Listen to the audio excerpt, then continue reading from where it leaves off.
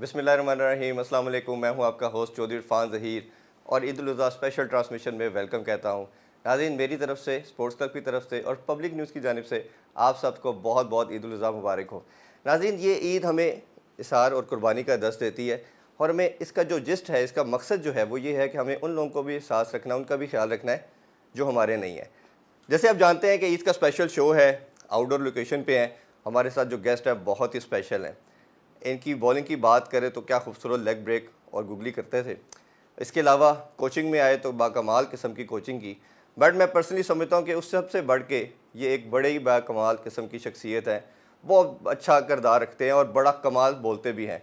हमारे साथ मौजूद हैं one and only the legend, the superstar Mushtaq Ahmed. Sir अस्सलाम वालेकुम, बहुत शुक्रिया, ईद मुबारक दी। Thank you Irfan. आपका बहुत बहुत शुक्रिया कि ईद वाले दिन आपने हमें मौका दिया। बहुत शुक्रिया। बिस्मिल्लाहिर्रहमानिर्रहीम। पहले तो सबको, जितने भी व्यूअर्स ये देख रहे हैं, सबको ईद मुबारक हो। ईद एज़ यू सेड एसार और कुर्बानी का नाम है, खुशियों का दिन है आज, अपनों के साथ मिलने का दिन है। तो thank you for having me in your show. अच्छा सर, थोड़ा सा ईद पे पहले बात करते हैं। ईद किस तरह सेलिब्रेट करते हैं, तो बड़ा ट्रेडिशनल सा क्वेश्चन, बट कई तरह की ईदें अपनी अपनी ज़िंदगी में गुजारी। उसके 3 फेज़ में मैं बात करना चाहूँगा। पहला वो फेज़ था जब आप बच्चे थे, वो एक अलहदा तरह की ईद थी। फिर आप सुपरस्टार बने और फिर आलमोस्ट 14-15 साल का जो कैरियर था आपका, फिर उसके बाद आप एक और फेज़ में आप आ गए। आप ज़रा उस फेज़ में है जहाँ कोचिंग है, बच्चे बड़े हो गए हैं, ठहराव आ जाता है। तो तीनों ईदों में से कौन सी ईद आपको लगता है कि मुश्ताक अहमद के दिल के ज़्यादा करीब थी? बचपन की। अच्छा, बचपन में एक बकरे को लेते थे। ठीक। अगर कई दफ़ा obviously came from very humble background. जब आप ऐसे हम्बल बैकग्राउंड से आते हैं, कई दफ़ा आप कुर्बानी नहीं भी करते तो मोहल्ले के जो लोग अपने बकरों को सजाते थे, सजा के उनके ऊपर ईद मुबारक लिखते थे और मेहंदी के साथ वो ईद मुबारक लिखना और लिख के फिर मोहल्ले में सारे अपने अपने बकरों को लेके उनको करते थे। और 10-15 दिन पहले लोग ख़रीद लेते थे ताकि उनके बच्चे उनके साथ उन्स हो जाए। हाँ। देखें ना, इब्राहीम अलैहिस्सलाम को जब बुढ़ापे में अल्लाह ने औलाद दी तो अल्लाह ने फिर इम्तिहान क्या लिया कि इसको कुर्बान करो मेरे रास्ते में। ये एक मकसद भी, ये पर्पस भी था कि लोग जो बूढ़े हमारे मतलब जो हमारे ओल्ड स्कूल जिसे कहते हैं हम, जो पुराना कल्चर था हमारे गांव का, साहिवाल का, या जहाँ पे गांव था हमारा, वहाँ पे बच्चों को वो ना पहले लेके देते ताकि बच्चों से ना बच्चों को उन्स हो जाए उन बकरों के साथ। मकसद भी यही है। मकसद भी ये था ताकि वो जब आप अपनी सबसे प्यारी, एक बड़ी खूबसूरत बात मुझे याद आ गई। अबू तला रज़ी अल्लाह तआला अन्हु को जब ये आयत का मफ़हूम पहुंचा ना, तुम ईमान के कामिल दर्जे तक तब तक नहीं पहुंच सकते जब तक तुम अपनी प्यारी चीज़ को अल्लाह के रास्ते में खर्च ना करो। सुभान अल्लाह। तो जब एक बकरे के साथ मेरी फीलिंग बचपन में डेवलप हो जाती थी, जब उसको ईद वाले दिन कुर्बान करते थे वालिद साहब, अल्लाह जन्नत नसीब करे, या फैमिली, तो एक दिल पे धचका लगता था। बिल्कुल। वो असार और कुर्बानी, वो अल्लाह के रास्ते में खर्च करना, तो वो बचपन की ईद इसलिए प्यारी थी कि उसके ऊपर पूरी फीलिंग्स डेवलप हो गई थी। बीच में क्रिकेट खेलते रहे, प्लेयर एज ए प्लेयर आ गए। दूसरा स्टेप ये था कि बहुत सारी ईदें घर से बाहर गुजरी। बिल्कुल। टूर पे होते थे। तब पंटंगबाजी किया करते थे कि कोई अच्छा ख़ानदान ढूंढा जाए, अच्छे लोग ढूंढे जाएं जो कुर्बानी को बहुत इंजॉय करते हैं। हाँ। क्योंकि इंग्लैंड में आप देखें, ऑस्ट्रेलिया में देखें, वो बकरों को ना अपना वो ऐसी जगह होती हैं वहाँ पे जहाँ पे वो कुर्बान करते हैं, जो ईदगाहें होती हैं हमारी, तो वो उनका गोश्त आता है फिर। तो हम कोशिश करते थे कि ऐसे बंदे के घर में जाके ईद पढ़ के गुजारी जाए जहाँ पे कलेजी भी मिल जाए और उससे कलेजी से और गोश्त से अपने ईद का सिलसिला शुरू करें। और आखिरी तीसरी ये मेरी खुद की है। बच्चे बड़े हो गए हैं पर मैं कोशिश करता हूँ 6-7 दिन पहले बच्चों को बकरे लेके देता हूँ। अल्लाह ने तौफीक दी है, उसकी मेहरबानी से कुर्बानी करने की तौफीक देता है। तो हर नाम बच्चे को बता देता हूँ, ये आपका बकरा है, ये आपका बकरा है, ये आपका बकरा है। उससे होता क्या है कि वो फीलिंग आ जाती है उनके साथ। और फिर उनके सामने बहुत अल्लाह का शुक्र है मैं खुद ज़िबा करता हूँ, बकरों को खुद ज़िबा करता हूँ। तो ये 3 फेजेस के ऊपर 3 तरह की ज़िंदगी गुजर रही है, मगर बचपन की यादें ज़्यादा। क्रिकेट की लाइफ बहुत लाइमलाइट में आप आ जाते हो, एक सुपरस्टार बनते हो और एक जो क्रिस्मा, एक इस तरह का स्टारडम बनता है जो शायद किसी और स्पोर्ट में नहीं है। एकदम दीन की तरफ कैसे सर रुझान हुआ? और उस एरा के अंदर फिर काफ़ियों का आया, आपका देखा, इंज़माम का देखा, सईद अनवर का देखा, मोहम्मद यूसुफ का देखा। बहुत अच्छा क्वेश्चन किया आपने। बहुत ज़्यादा लोग ये सवाल पूछते हैं। ये अल्लाह का, सबसे पहले अल्लाह का फ़ज़ल है, अल्लाह का करम। बेशक। अल्लाह जल्ले शानू फरमाते हैं कि जब मैं किसी पे रहमत की नज़र करता हूँ तो उसको अपने दीन की समझ देता हूँ। तो उसका करम नवाजी है कि उसने अपने हबीब वाला हुलिया दिया, नमाज़ पढ़ने की तौफीक देते। जो चेंज किस तरह आई? चेंज ये आई कि अल्लाह पैसे भी दे रहा था, वर्ल्ड कप भी जीत गए, काउंटी क्रिकेट में भी कॉन्ट्रैक्ट हो रहे हैं, शोहरत भी मिल रही है, सुकून नहीं था। तुम बिस्तर तो खरीद सकते हो, नींद नहीं खरीद सकते। सुकून खरीदा नहीं जाता, सुकून दिलों से निकलता है, और दिल अल्लाह के कब्ज़े में है। अब पूरी कायनात अल्लाह के कब्ज़े में है।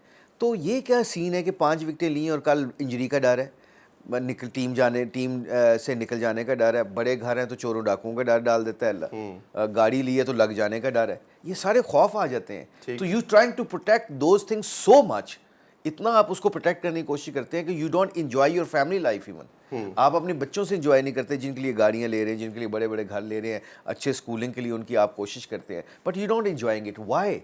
अब नहीं खाएं पिएंगे तो क्या होगा? मर जाएंगे, यही होगा ना। बिल्कुल। मुझे ये बताएं कि जिस्म को खाने पीने की ज़रूरत है, तो हमारे दिल को भी तो किसी चीज़ की ज़रूरत है ना। दिलों का इत्मीनान, अल्लाह कुरान में कहते हैं, जिसका मफहूम है तुम्हारे दिलों का इत्मीनान मैंने अपने ज़िक्र में रखा है, और अल्लाह का सबसे खूबसूरत ज़िक्र है वो नमाज है। अब ये बातें हम सुनते ही नहीं थे। हम तो सुनते थे 2 दूनी 4, 4 दूनी 8, 8 दूनी 16, कि जिदे कोल जिन्ना पैसा है उन्ना ही कामयाब है। जिसके पास जिदे बच्चे वो वड्डे वड्डे स्कूलों च पढ़ते हैं, they are become successful people. True. माशरे में ये बात घूमती है, इज़्ज़त आपकी पैसों से होती नहीं। ये बात अल्लाह की कसम, असल इज़्ज़त उसको लोग देते हैं अभी भी, आज भी और क़यामत तक, जो अल्लाह के हुक्म और नबी के तरीक़ों पर चलते हैं। जब ये हमने बातें सुनना शुरू की, और इसका क्रेडिट देता हूँ मैं ज़ुल्करनैन को, जो पुराने विकेट कीपर बैट्समैन थे, जो इमरान भाई के दौर में खेला करते थे। वो हमारे घरों में चक्कर लगाते थे। वो आके ये बातें जब उन्होंने शुरू की तो मज़ा आने लग गया। जब मज़ा आने लग गया तो फिर यार, जब वो चले जाते थे फिर वो उसी माहौल में, हाँ, उसी माहौल, क्योंकि अल्लाह के नबी सल्लल्लाहु अलैहि वसल्लम की हदीस है कि इंसान का मज़हब उसके दोस्त पे रहे। जैसे माहौल में आप उठोगे बैठोगे उसका रंग चढ़ जाएगा। 68% हमारे जिस्म में पानी है इरफान। पानी को चूल्हे पे रखो तो क्या होगा? गर्म हो जाएगा। उसी पानी को उठा के फ्रिज में रखो तो क्या बिल्कुल होगा? ठंडा हो we need environment.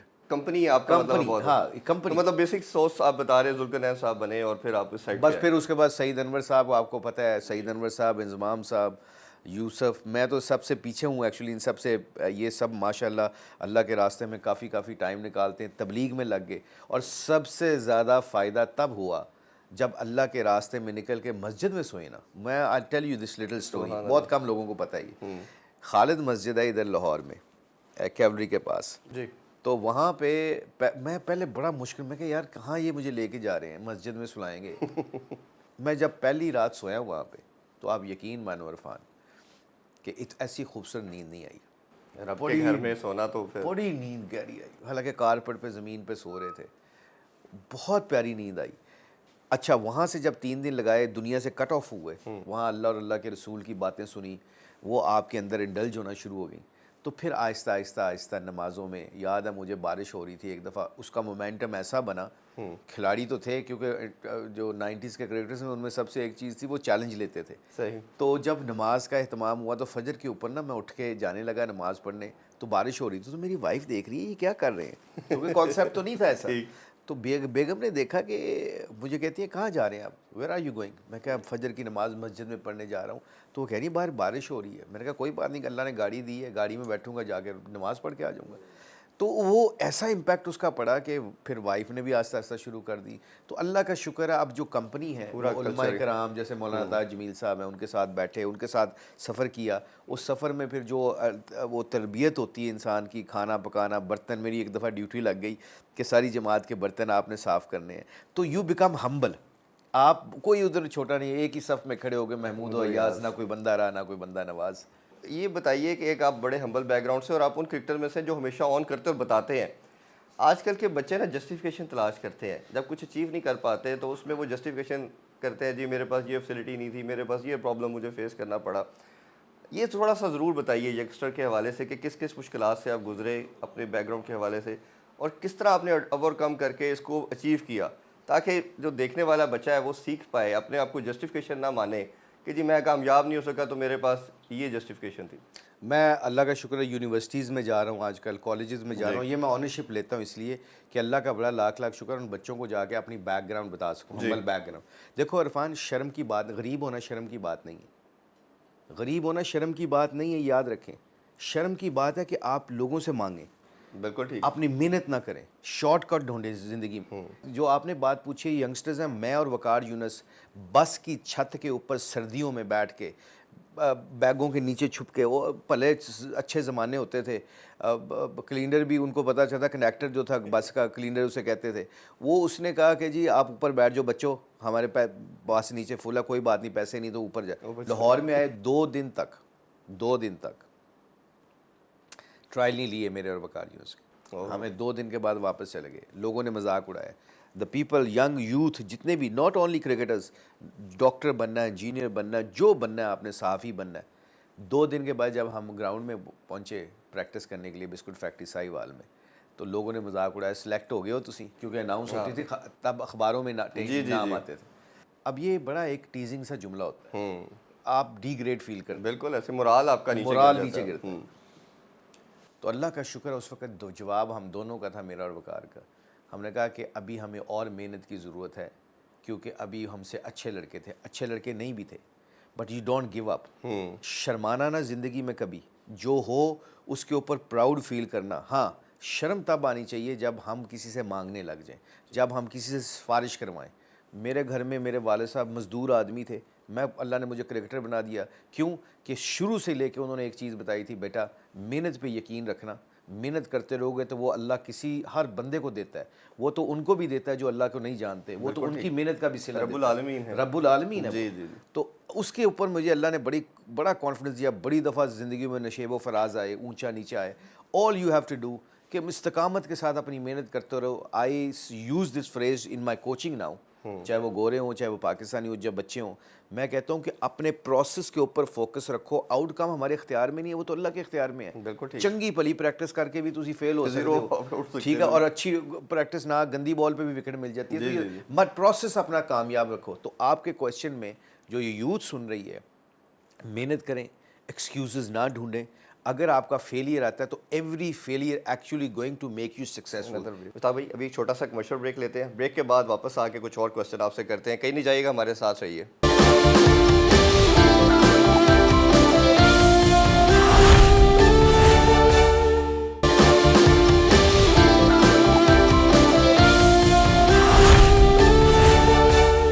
Welcome back sports club special Eid show में मुश्ताक अहमद से कुछ मजीद क्वेश्चन करते हैं। अच्छा, एक बड़ा इंटरेस्टिंग क्वेश्चन था, ऑब्वियसली आपने शायद पहले भी कई दफ़ा दिया होगा।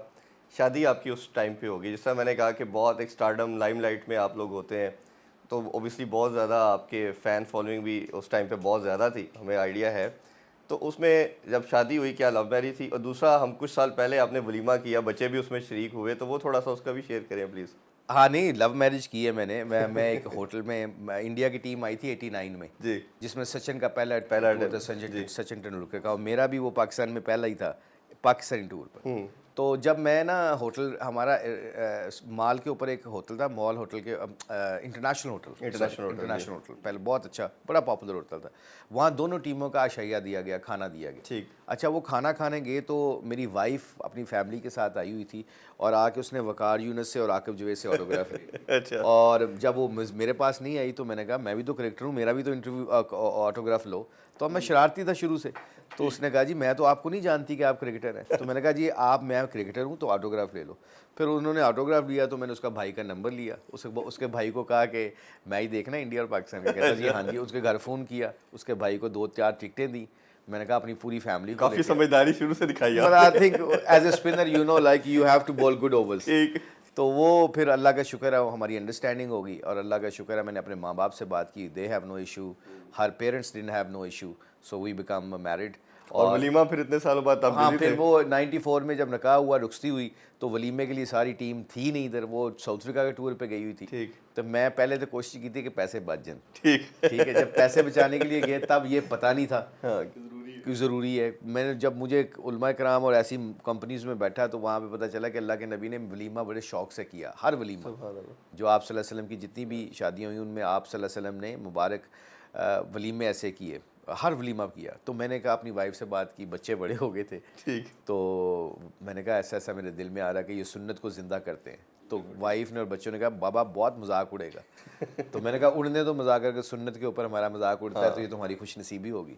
तो आई रिमेंबर दैट कि बहुत प्रोग्राम हुए, बहुत लोगों ने, बहुत सारे मीडिया ने बहुत हाइप क्रिएट की, मगर the end of the day इसका पॉजिटिव रिजल्ट ये निकला कि लोगों ने बहुत अप्रिशिएट किया कि सुन्नत को ज़िंदा करने के लिए आपको शर्माना नहीं पड़ेगा, लोगों से कभी नहीं घबराना चाहिए। मैं बार बार जाके यूनिवर्सिटी के लड़कों और लड़कियों को और अपने बच्चों को भी कहता हूँ, डोंट वरीड अबाउट पीपल।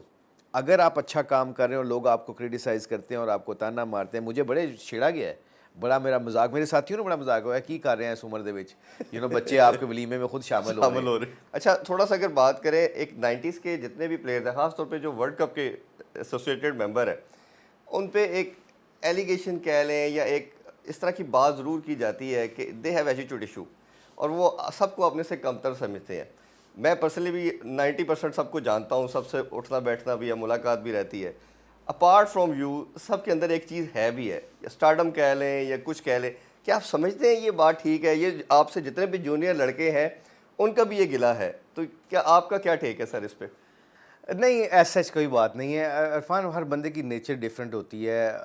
मतलब कई दफ़ा आप देखें ना, जो हमारे बड़े बड़े 90s के क्रिकेटर्स हैं, एटीट्यूड प्रॉब्लम नहीं होता, कई दफ़ा they get very fed up, बेचारे फेड अप हो जाते हैं लोगों से मिलते मिलते मिलते, लोग भी फिर अब्यूज़ करते हैं, लोग भी फिर जान के ऐसे काम करते हैं जिससे वो इरिटेट होते हैं। ठीक। तो आई थिंक ऐसी कोई बात नहीं है, मेरा ख्याल जितने हम्बल लोग, आप सईद अनवर को देख लें, इंजमाम को देख लें, वसीम भाई को देख लें, वसीम भाई is a very humble guy जी। Waqar Younis very humble guy. जब आप कोचिंग में आते हैं या ऐसे काम करते हैं तो थोड़ा सा जो एक एलिमेंट होता है ना इरफान, जो सेल्फ जिसे हम कहते हैं रिस्पेक्ट का, जी। वो थोड़ा थोड़ा कई दफ़ा टिल्ट हो जाती है ईगो में। सेल्फ रिस्पेक्ट का मतलब कुछ और होता है, ईगो का मतलब कुछ और होता है।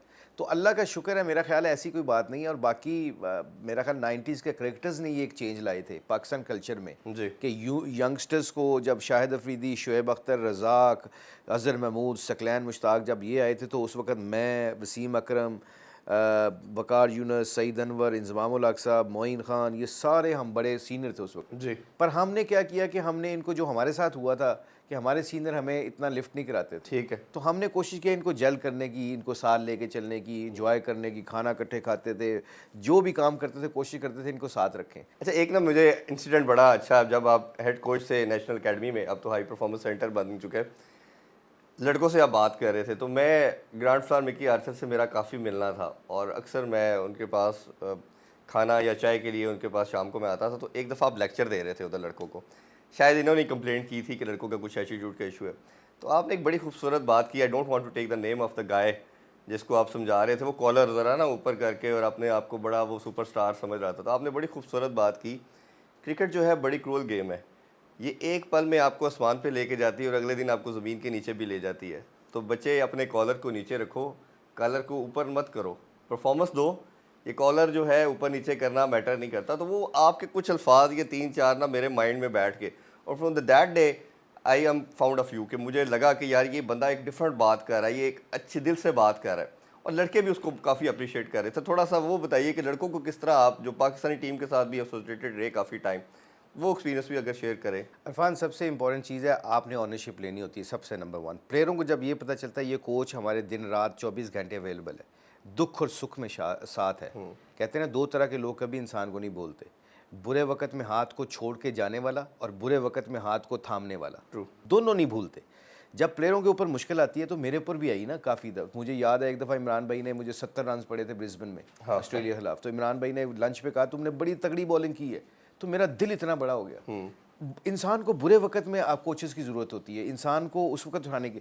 तब वो आपको, आप जब जेन्युइनली उनको कहते हैं ना, ये कॉलर क्यों खड़े हैं अभी तुम्हारे, तुम क्यों मेहनत नहीं कर रहे हो, उस माली से इस तरह बदतमीज़ वाली बात क्यों की। अल्लाह का शुक्र इरफान, ये बड़ा प्राउडली मैं कह सकता हूँ, ये छोटी छोटी चीज़ें हैं but it makes you as a human being ना, आपको हम्बल बनाती हैं। कोई कैंप मैं रन कर रहा हूँ ना, कोई कैंप जो मैं रन करता हूँ, अभी भी I am a part of PCB ना, कंसल्टेंट हूँ जी, तो मैं हर कैंप में 4 बंदों की ड्यूटी लगाता हूँ, हर रोज़ डिफरेंट। पानी की सारी बोतलें ग्राउंड्स में जितनी भी खाली पड़ी होती हैं, केले के छिलके, कोई भी गंद हो, वो हम मालियों के ऊपर, ग्राउंड्समैन के ऊपर नहीं छोड़ते। मैं खुद भी उसमें पार्टिसिपेट करता हूँ और लड़कों को भी कहता हूँ, 4 लड़के। अल्लाह का शुक्र है, जब आप पूरे वो बोतलें उठाते हैं तो फिर वो कोई भी बड़ा छोटा नहीं रह जाता। ये छोटे छोटे जो कहते हैं ना स्मार्ट कोचिंग, पता क्या होती है? स्मार्ट कोचिंग होती है, कई दफ़ा आपने कोच प्लेयर को बताना भी नहीं होता कि आप उसके ऊपर क्या काम कर रहे हो। तो कई लोग बहुत नईव होते हैं, उसको कहें ना कि तेरा सिर इधर डग रहा है, तेरा बाजू सही नहीं आ रहा, यू नो अलाइनमेंट आपकी ठीक नहीं है, उनको ये चीज़ नहीं समझ आती, वो फोकस बॉल की बजाय ना इन चीज़ों में पड़ जाते हैं। तो you have to create a drill. आपको नहीं सर लगता कि एक डिफरेंट बैकग्राउंड से लड़के आते हैं, सब ट्रेंड नहीं होते, ऑब्वियसली हर एक को उसके लेवल पे जाके समझाना पड़ता है। एक मैट्रिक पास है, एक बिल्कुल भी नहीं पढ़ा हुआ, एक मास्टर्स है, अब डिफरेंट बैकग्राउंड है, उनकी फैमिली स्ट्रक्चर डिफरेंट होगा ऑब्वियसली, तो सबको आपको एक पेज पे लाना और उनको ग्रूम करना बड़ा नेसेसिटी है। जब एक करेक्टर बिल्डिंग हो जाएगी तो ये चीज़ें शायद आप वैसे ही सबसेट कर जाएंगे। तो आपको नहीं ख्याल कि इस पे काम होना बहुत नेसेसिटी है? मैं Irfan proudly I can say very proudly, जी। मैं जितना भी अब काम कर रहा हूँ ना नीचे कर रहा हूँ, मेरी सबसे बड़ी कोशिश होती है अंडर 19, अंडर 16 और ए टीम के साथ और कैंप्स लगें, क्योंकि यहाँ पे आप मेंटोरिंग कर सकते हैं लड़के। क्योंकि मैंने अपनी ज़िंदगी में जो आप पहले भी बताया नशेब व फराज देखे, वो लड़कों को आपने क्रिकेट के साथ साथ आपने मेंटोरिंग यही करनी होती है, रोल मॉडल इसलिए बन के दिखाना होता है। झूठ में खैर नहीं है, सच में खैर है। ठीक है, आप अपनी गलती मान लो, ये सारी जो आपने की है ना, ये बंदों के ऊपर भी बड़ा डिपेंड करता है कि आप कितने पैशन से ये काम करते हैं। देखें, याद रखिएगा, पहले क्लब क्रिकेट में पता क्या होता था, एक बंदा होता सी अपनी जेब तो पैसे लाता होता सी और लड़कों को ऑनरशिप लेता था, उनके साथ साथ चलता था। ठीक। अब वो मटेरियल ख़त्म होता जा रहा है, इसलिए मैं बड़ी ईमानदारी के साथ ये कह सकता हूँ कि आई थिंक रमीज़ भाई is going to focus on those things. मुझे मेरी भी बात हुई है 2-3 दफ़ा, उन्होंने भी 2-3 दफ़ा कहा है कि हम मेंटोरिंग करते हैं, अच्छे लोग लेके आते हैं जो लड़कों को सिखा सकें। अब देखो ना, मैंने एक लड़के को कल बात बताई एक, मैंने कहा देखो, चेक लेना बहुत आसान होता है जब आप क्रिकेट खेल रहे होते हो, जिस वक्त आप ड्रॉप होते हो ना, तो चेक लिख के जब 3 महीने आपको देना पड़ेंगे ना, तो यू फील कि things are going away from me. ठीक है, तो क्या करना पड़ेगा, अपनी किट की हिफाजत करो, दिस इज़ योर बिजनेस। अपनी वाइट किट को, अपनी यूनिफॉर्म को ख्याल रखो, ये पाकिस्तान का जो बैज लगा हुआ है आपके ऊपर, इसकी कदर करते रहो। आपका सबसे बेहतरीन बिजनेस ये है, इस पे कंप्रोमाइज़ ना करो। इसकी सबसे बड़ी एग्जांपल रिजवान और बाबर आजम है, और ये शहीन शाह अफरीदी है। ये क्यों है, ये मेहनत इतनी करते हैं, ये कंप्रोमाइज़ नहीं करते, चाहे फेल हो या सक्सेसफुल हाँ, हो, तो अपने प्रोसेस को याद रखते हैं। सो वी नीड मेंटोर्स, और मेंटोरिंग करने के लिए you have to take ownership of people. कहाँ ऑनरशिप लेनी चाहिए आपको, मेरी तब ज़रूरत पड़ेगी जब आप बुरा टाइम चल रहा होगा। मुझे एक एक बच्चे का पता है कि उनका फैमिली का बैकग्राउंड क्या है। मुश्ताक भाई, अभी एक छोटा सा कमर्शियल ब्रेक लेते हैं, ब्रेक के बाद वापस आके कुछ और क्वेश्चन आपसे करते हैं। कहीं नहीं जाइएगा, हमारे साथ रहिए।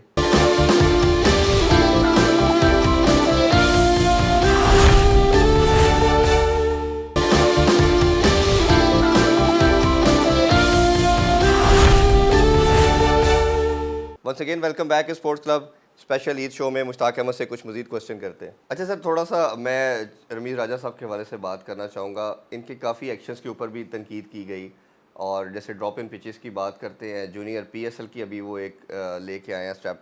अब उस पर भी 2 स्कूल ऑफ थॉट हैं। एक तो ये एक अच्छी चीज़ है, बच्चों को आप एक्सपोजर दे रहे हो, वो इस तरह लाइमलाइट में आएंगे। दूसरा, जो एक्स क्रिकेटर्स हैं वो एक बात करें कि एक बच्चे को अगर आज ही आप पैसे की आदत डाल देंगे, या उसको आप 20 ओवर की गेम के अंदर ले आएंगे, तो वो 4 ओवर का प्लेयर बनेगा या वो 10-20 बॉलों का प्लेयर बनेगा। असल क्रिकेट आप सब जानते हैं, और हमेशा आप लोग समझाते भी हैं सबको कि वो 4 डे क्रिकेट या टेस्ट में क्रिकेट है। तो अगर आप बच्चे की ट्रेनिंग की उस पर ले आएंगे, तो वो क्या आगे वो फर्दर फ्यूचर में अपने आप को ट्रेन अप करेगा। तो आप उनके इकदाम को कैसे देखते हैं as a chairman? I think being cricketer, I think his pace is very good. उनकी पेस तगड़ी है, एनर्जी लेवल बहुत तगड़ा है। आई थिंक उनको क्रेडिट देना चाहिए। मैं 1-2 चीज़ें आपको बताता हूँ। अंडर 19 के ऊपर आप जो PSL करवाने जा रहे हैं अंडर 19 का, मुझे और याद है कि स्कूल लेवल में जब मैं स्कूल क्रिकेट खेला करता था, तो दोनों स्कूल इकट्ठे छुट्टी हो जाती थी और दोनों स्कूल एक तरफ बैठ जाते थे, हमारा स्कूल एक तरफ बैठ जाता था। उसमें मुझे एक 15 साल 14 साल के बच्चे को परफॉर्म करना पड़ता है। अब वो परफॉर्मेंस जो है ना, मेरा टेम्परामेंट वहाँ पे तगड़ा होना शुरू हो गया। जब मैं अंडर 19 पाकिस्तान को रिप्रेजेंट किया, तो मुझे क्राउड फिक्र ही नहीं होती थी, क्योंकि मैं स्कूलों में बड़ा ही सबके सामने क्रिटिसिज्म से और शाबाश से निकला। ठीक। पहले मुस्लिम मॉडल स्कूल और सलीम मॉडल स्कूल के, गवर्नमेंट कॉलेज के और MU कॉलेज के मैचेस होते थे, पूरे क्राउड भरे होते थे। जी, बिल्कुल। जमखाना ग्राउंड भरा होता था, क्लब के मैचों में भरा होता था। वो एक बच्चा जब 35 करके आता था, लोग उसको कंधों पे उठाते थे ना, उसके लिए फिर जाके वर्ल्ड कप में लाख बंदे के सामने परफॉर्मेंस करना मुश्किल नहीं होता था। Bear in your mind, this is modern cricket में ये बहुत इंपॉर्टेंट है। कई दफ़ा हमारे लड़के जो फर्स्ट क्लास से निकल के आके खेलते हैं, इंटरनेशनल मैच खेलते हैं, उनका टेम्परामेंट क्राउड को देख के, कैमरों को देख के घबरा जाते हैं। तो अब उस घबराहट को निकालने के लिए क्या करना पड़ेगा? This is a great perform. मैं इसको पॉजिटिव एक देखता हूँ। ठीक। इसका नेगेटिव क्या है जो कि हमें करना पड़ेगा? जो I have spoken to Ramiz भाई अबाउट दिस, मैं उनसे मेरी बात हुई है एंड ही इज एग्रीड। ये बैलेंस बनाना पड़ेगा। अरफान अगर अंडर 19 का लड़का है और वो PSL खेल रहा है अंडर 19 में, और उसको पैसे भी मिल रहे हैं और एक्सपोजर भी मिल रहा है, बट इन सेम टाइम उसकी कंपलसरी है रीजन की और जितनी भी टीमें बनी है फर्स्ट क्लास की अंडर 19 की, he has to play first class cricket. उसके फर्स्ट क्लास क्रिकेट को उसको फिर उधर से एक्सपोजर दिलवाओ, हाँ। उधर से उसकी बेसिक्स के लिए उसको फर्स्ट क्लास में डाल दो। ठीक। अब ये बैलेंस है, ये बैलेंस है और ये बैलेंस बनाना कोई मुश्किल नहीं है। तो मेरी उनसे बात हुई है, पर्सनल मैं बता रहा हूँ ये बात, आपके प्रोग्राम में ये बता रहा हूँ कि वो उनको बताया कि जी जितने भी स्पिनर्स हैं, क्योंकि वो बड़े फोकस थे कि यार मुशी कोई स्पिनर चाहिए हमें अच्छे, तो मैं उनको कहा था कि रमीज़ भाई स्पिनर तो अच्छे आ रहे हैं, जब तक वो फर्स्ट क्लास क्रिकेट में 20-20 ओवर 30-30 ओवर नहीं करेंगे और उन 2 साल तक फर्स्ट क्लास क्रिकेट नहीं खेलेंगे, जितना मर्जी मैं उनको स्किल लेवल सिखा दूँ, जितनी मर्जी वेरिएशन सिखा दूँ, वो जो उसकी वेरिएशन और स्किल लेवल वो इम्प्रूव होंगे असल फर्स्ट क्लास में क्रिकेट में सबसे इंपॉर्टेंट चीज़ मानी जाती है गेम अवेयरनेस, कि गेम अवेयरनेस किसको ज़्यादा, और जिस तरह आपने इमरान खान साहब की भी बात की कि समझना उसकी साइकी को, उठाना ऐसे टाइम पे जब वो प्लेयर गिरा हुआ है, तो किस कैप्टन के साथ खेल के आपको सबसे ज़्यादा मज़ा आया और आपको लगा यार इससे तगड़ा कैप्टन कोई नहीं हो सकता? कोई डाउट ही नहीं इमरान भाई, ठीक। वो 10 ओवर लोगों से आगे होते थे उस वक्त 90s में। 10 ओवर दूसरी ऑपोजिशन कैप्टन से 10 ओवर आगे होते थे। इसकी एग्जांपल देता हूँ, 92 का वर्ल्ड कप सेमीफाइनल फाइनल में कौन नंबर 3 पे बैटिंग करने चले गए? खुद चले गए आउट ऑफ द बॉक्स, जबकि आपका कॉम्बिनेशन मोमेंटम बना हुआ है। क्यों गए? बिकॉज अंडर प्रेशर उनको पता था कि ये बड़े मैच है, इसके ऊपर बीइंग लीडर मैं जाके ना 2 नए बॉल लगे हैं, 2 नए बॉलों को मैं ख़त्म करता हूँ, ताकि जब इंजमाम की बारी आए, एजाज भाई की बारी आए, वसीम भाई की बारी आए, मलिक साहब की बारी आए, तो इनको प्लेटफॉर्म ऐसा मिले कि गेंद स्विंग ना हो रहा हो, सीम ना हो रहा हो। ये उनकी पॉलिसी थी। अब ये उस वक्त किसी को भी समझ नहीं आ रही थी कि हम भी इवन वी डिडंट अंडरस्टैंड कि यार इमरान भाई क्यों चले गए, और जाके फिर रोकना शुरू कर दिया, जाके ओवर खेलने शुरू कर दिए, स्कोर भी नहीं कर रहे। तो आई थिंक ये उनसे मैंने ये चीज़ सीखी, और लीडरशिप की क्वालिटी देखी, फेलियर से नहीं घबराना।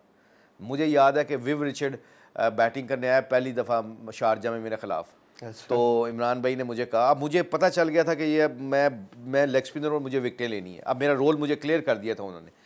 तो मुझे आके अंपायर के पास हम खड़े, तो मुझे पूछते हैं हाँ मुशी बताओ कौन सी फील्डिंग लेनी है? मैंने कहा जी बैट एंड पैड लेना है, स्लिप लेनी है। तो कह रहे हो वनडे क्रिकेट हो रही है, शारजा की फ्लैट पिच है, ये पता कौन सा बैट्समैन तुम्हारे सामने खेल रहा है? मैंने कहा जी विव रिचर्ड। कहते हैं दुनिया का बेहतरीन नंबर 1 प्लेयर है ये मार देता है सबको। मैंने कहा इमरान भाई ये मुझे छोटा समझ के इसकी ईगो को मैं टच करता हूँ। अगर इसने मुझे हिट मारने की कोशिश की और आउट हो गया तो हमें 50 ओवर पूरी फील्डिंग नहीं करनी, हम 35 ओवर में वेस्ट इंडीज से मैच जीतेंगे, क्योंकि ये वन साइडेड शो है। ठीक। तो इमरान भाई ने मुझे शाबाश दी और कहा वेरी गुड। हुआ क्या, पहली बॉल पे bat and pad appeal, Ramiz भाई सिली पे थे, बैट एंड पैड की अपील हुई, आउट नहीं था, हमने एमी प्रेशर क्रिएट कर दिया। तो ड्रामा क्रिएट करना पड़ता है एज ए लेग स्पिनर, हु हा ही करनी चाहिए। फिर उन्होंने 3 अगले बॉलों पे 3 चौके मारे, 3 बॉलों पे 3 चौके मारे, मुझे गुस्से में आ गए। तो मेरा जो प्लान था वो काम कर गया, विकेट नहीं मिली, मेरा प्लान काम कर गया। ये जो चीज़ें ना ये लीडरशिप से आती हैं। जब लीडर आपका दिलेर होता है ना, तो फिर बंदा दिलेरी से बॉलिंग करता है। मुझे उन्होंने वर्ल्ड कप में भी कह दिया था कि तुम्हारा रोल है विकेट लेना, छिक्के पड़े चौके पड़े, you don't should worried about it, you just have to get me wickets. मुझे फिक्र ही कोई नहीं थी, मैं तो गेंद वर्ल्ड कप में मैं इमरान हिक आया तो मैंने कहा इमरान भाई बॉल दे दो मुझे, हाँ तो मैं इसको ले जाऊंगा। वैसे वर्ल्ड कप की सबसे मेमोरेबल विकेट अगर फाइनल की बात करें, गूज को आउट किया, हिक को आउट किया, तो 3 विकेट दी, कौन सी सबसे मेमोरेबल आपकी? ये हिक की थी। कैरियर माशाल्लाह 14 इयर्स का और बड़ी ज़्यादा अचीवमेंट है, wisdom cricketer of the year भी आपको मिला और फिर ससेक्स में भी आप the cricketer of the year. तो कौन सा आपको सीरीज़ कहना चाहिए वर्ल्ड कप के अलावा? वर्ल्ड कप तो ऑब्वियसली मेरा ख्याल है कैरियर की हर एक की सबसे बड़ी एक अचीवमेंट है, उसके अलावा कौन सी ऐसी सीरीज़ या कोई ऐसा मैच जो आपको लगता हो कि ये मेरे लिए बहुत मेमोरेबल था, जिसने आपके कैरियर को ऑल टुगेदर चेंज किया हो? ऑस्ट्रेलिया में 96-95 में सिडनी टेस्ट मैच, जी खोबार टेस्ट मैच, मैंने 9 आउट किए थे बिल्कुल, और शेन वॉर्न के 18 विकेटें थी 3 टेस्ट मैच में, मेरी 2 टेस्ट मैच में 18 विकेट। और उस साल में अल्लाह ने मुझे रैंकिंग में नंबर 1 टेस्ट रैंकिंग में बॉलर भी बना दिया जी। और 96 में फिर इंग्लैंड न्यूजीलैंड गए, उसके बाद 95 इंग्लैंड क्राइस्टचर्च में इतना घास था। तो अब मैंने मैन ऑफ द मैच हुआ था आखिरी टेस्ट मैच में सिडनी में, ऑस्ट्रेलिया में। अभी तक अगर पाकिस्तान को एक ही टेस्ट मैच जीता हुआ है ना, लास्ट टेस्ट मैच, वो अल्लाह ने मुझे मैन ऑफ द मैच बिल्कुल ऐसे ही। उसके बाद क्राइस्टचर्च गए, इतना घास, तो मैंने अब मीटिंग हो रही थी कि 5 फास्ट बॉलर खिला दो। उन्होंने कहा जी मुश्ताक को किस तरह ड्रॉप कर दें, मुशी उसने आखिरी मैच में 9 विकेटें ली हुई, मैन ऑफ द मैच हुआ क्या दी एंड ऑफ द डे वो, उसमें भी मुझे अल्लाह ने 10 विकेटें दिलवा दी। फिर मैं इंग्लैंड आया तो उसमें मैन ऑफ द सीरीज़ हो गया। So that actually period was very good period. और रिमेंबर दिस, ये बहुत कम लोगों को पता है कि वसीम अकरम और वकार यूनुस के होते हुए विकेटें लेना कोई आसान काम नहीं होता था, क्योंकि वो किसी को नहीं छोड़ते थे बिल्कुल। अच्छा मुश्ताक भाई, कोचिंग की बात करें तो माशाल्लाह एक वो भी बड़ा सक्सेसफुल आपका जर्नी है। आपने IPL में की, PSL में मुल्तान सुल्तान के साथ हैं, पाकिस्तान टीम के साथ है, वेस्ट इंडीज़ के साथ है, इंग्लैंड के साथ है, तो किस कंट्री के साथ या किस फ्रेंचाइज के साथ आपको लगा कि यार मैं जो चाह रहा हूँ वो मैं कर पा रहा हूँ? देखें, मुझे 2 ऑफर्स आई थी। बांग्लादेश की तरफ से पैसों में बहुत ज़्यादा दे रहे थे, ठीक, और वेस्ट इंडीज़ से आई थी। You always want to become a coach उस टीम की कोचिंग आप करना पसंद करोगे जहाँ पे लोग आपकी कोचिंग को एक्सेप्ट करते हैं। वेस्ट इंडीज़ को मैंने चूज़ किया। ठीक है। आज भी वो निकलस पूरन हो गया, कितने उनके लड़के आज भी मैसेज करके पूछते हैं कि मुझे कैसे खेलना है। आज भी आपने देखा होगा जॉस बटलर ने इंडिया में प्रेस कॉन्फ्रेंस में कहा है कि I learn how to play off side. ठीक है, ये बहुत बड़ी स्टेटमेंट दी अभी उसने। जी, बिल्कुल ऐसे ही है 200-300 किए हैं। And being a Pakistani coach, I am the first Asian coach जो इन्होंने गोरों ने रखा था 2009 में। तो coaching is all about to take ownership. मैं सबसे ज़्यादा कोचिंग को एंजॉय पाकिस्तानी लड़कों के साथ ही करता हूँ। हमारे लड़कों में बहुत पोटेंशियल होती है, बहुत टैलेंट है। हमें सिर्फ प्लेटफॉर्म चाहिए होता है लड़कों को ऑनरशिप का। उनके साथ पहले यारी लगाओ, उनकी दोस्ती लगाओ, ताकि वो ओपनली कह दें। मुझे जब कोई प्लेयर सबसे ज़्यादा मज़ा कोचिंग का आता है जब आप एक प्लेयर कहता है जी मैंने ये नहीं करना, I don't feel comfortable and I should not have ego. मेरी ईगो नहीं होनी चाहिए, मैं कह वेल डन शाबाश। हम ये कल्चर डेवलप करने की कोशिश कर रहे हैं कि ग्रास रूट पे और अंडर 19 में, इवन पाकिस्तान क्रिकेट टीम में, अगर मैं बीइंग अ सीनियर प्लेयर या कोच कह देता हूँ कि ये करना है, आगे से अगर जवाब आता है कि ये हमने नहीं करना, it means we are on right direction. बिल्कुल ठीक है, क्योंकि ऑनरशिप प्लेयर ने लेनी होती है, प्लेयर ने जाके परफॉर्म करना होता है। तो बीइंग अ कोच आपको सबसे बड़ी मैनेजमेंट स्किल होनी चाहिए, उसके बाद आपको गेम अवेयरनेस होनी चाहिए। इरफान, जब मैं किसी को बात बताऊँ ना तो अगले को पता हो कि आपको क्रिकेट का पता है, आपने स्पिन बॉलिंग को खेलना, कैसे खेलना, स्पिनर्स को बॉलिंग करानी, टर्निंग पिच पे कैसे करानी है, आपकी फील्ड पोजीशन क्या होनी चाहिए, you know all those things, tactical and technical. ये चीज़ें जब आपको आती हैं ना तो आप यकीन करो किसी भी जगह 6 साल गोरों ने एवं तो नहीं रखते, लगातार अभी भी ऑफर किया उन्होंने। अभी भी मैं काउंटी क्रिकेट में कंसल्टेंसी करने जाता हूँ इंग्लैंड में, ठीक है, और अल्लाह का शुक्र है ये मुल्तान सुल्तान की फ्रेंचाइज है, lovely people. So you create your own environment, you have. मुझे एक गोरे ने पूछा, पीटर मोज ने पूछा, मार्क रॉबिन्सन ने पूछा, वो ECB का वुमेन हेड कोच बना, कहता है what should I have to do become a good coach. उसने ये सवाल किया, मुझे क्या करना पड़ेगा अच्छा कोच बनने के लिए। मैंने एक जवाब दिया, मैंने कहा अच्छा इंसान बन जाना। क्या बात। अच्छा इंसान जब बन जाता है ना तो इंसान, उसकी सारी टीम कदर करेगी। और मैंने कहा कभी एक्सपेक्टेशन ना करना प्लेयर से। प्लेयर से जो बंदा एक्सपेक्ट कर लेता है ना चीज़ें, फिर वो आपकी इज्जत ख़त्म हो जाती है। तीसरी चीज़, always have a smile on your face on good days and bad days, people will respect you forever. Last question आपसे पूछना चाहूँगा, अपनी सक्सेस को समराइज़ करें यंगस्टर के लिए। जिस तरह आपने बताया कि बहुत हम्बल बैकग्राउंड से आए और फिर एक इंटरनेशनल स्टार बने और फिर पूरी दुनिया में नाम पैदा किया। मेरे लिए बड़ी ऑनर की बात थी, जब मैं बचपन में अपने वालिद साहब को काम करते हुए देखा करता था ना, तो मैं बहुत लोग 2 बजे प्रैक्टिस पे आते थे, मैं 1 बजे पहुंच जाता था, ताकि मुझे वो अपने वालिद साहब की जो मेहनत है ना, उसकी जुस्तजू थी, वो मैं अपने बर्डन लेना चाह रहा था अपने शोल्डर पे। और जो वो सक्सेस थी ना, उसके लिए मैं इतना डेस्परेट था कि मुझे हर रोज़ फेलियर आता था, हर रोज़ ड्रॉप होता था, हर रोज़ वही प्रैक्टिस चलती रहती थी। ये जो एकदम अल्लाह ने इज़्ज़त दी, क्योंकि इसके पीछे मेरा माइंडसेट बड़ा क्लियर था। एक होता है इंसान अपनी मैं के लिए करता है, एक होता है पाकिस्तान के लिए करना, अपने माँ बाप के लिए करना। उसकी वैल्यू जो है ना, उस बंदे को पता होगी कि जिस बंदे ने अपनी जान माल इस पे लगाया होगा। मैंने अपने वालिद साहब को देखा, पहले बचपन में बहन भाइयों को देखा, तो मैंने रियलाइज़ किया कि या अल्लाह, मैं नफल पढ़ के दुआ मांगा करता, या अल्लाह मुझे जल्दी जल्दी इमरान खान के साथ खिला दे ताकि मैं अपने सारी फैमिली के बर्डन अपने सर पे ले लूँ। क्या बात। अच्छा, ये जो सक्सेस है ना, इस तरह की स्टोरी जो मुझे अल्लाह ने दी, तो अल्लाह ने मुझे ये तौफीक दी। जितने भी यंगस्टर सुन रहे हैं, पैगाम भी ये देना चाह रहा हूँ कि जब आप किसी का बर्डन लेते हो ना, मुश्किल वक्त में आके जब आप बॉलिंग करने आते हो, मुश्किल वक्त में आप सब फैमिली के सबसे आगे खड़े होते हो, इससे बड़ी सक्सेस और कामयाबी और शोहरत आप हासिल नहीं कर सकते। क्योंकि इससे में सबसे ज़्यादा मज़ा होता है कि आप अपने लिए नहीं जीते, लोगों के लिए जीते हो, अपने घर वालों के लिए, अपने पाकिस्तान के लिए जीते हो। तो आई थिंक जो आपका क्वेश्चन है, ये सक्सेसफुल होने का सबसे बड़ा राज पता है क्या है? जितनी झोलियाँ तुम्हारे हक में उठेंगी, तुम्हें कुछ भी नहीं होगा। क्योंकि झोलियाँ उठाने के लिए, if you want to take पूरा पाकिस्तान या पूरे इंग्लैंड के लोगों को आप अपना ब्रांड एम्बेसडर बनाना चाहते हो, मेरा ब्रांड एम्बेसडर बगैर पैसे के, ज़ुबान अच्छी रखना, लोगों से अच्छे तरीके से बात करना, लोगों के गमों को अपने सीने से लगाना और अपने गमों को छुपा के अल्लाह को पेश करना, आप यकीन मानो इससे बड़ी सक्सेस आपको नहीं मिल सकती। बस माँ बाप की कदर करना, नमाज ना छोड़ना, और याद रखना, अगर आप चाहते हो कि आपके ऐबों के बारे में लोगों को ना पता चले, तो लोगों के ऐबों के ऊपर पर्दे डालना। अल्लाह जल्ले शानू फरमाते हैं, तुम लोगों के ऊपर पर्दे डालो, तुम्हारा रब तुम्हारे ऊपर पर्दे डाला है। Being a nation at the moment we need this. क्या चाहिए हमें?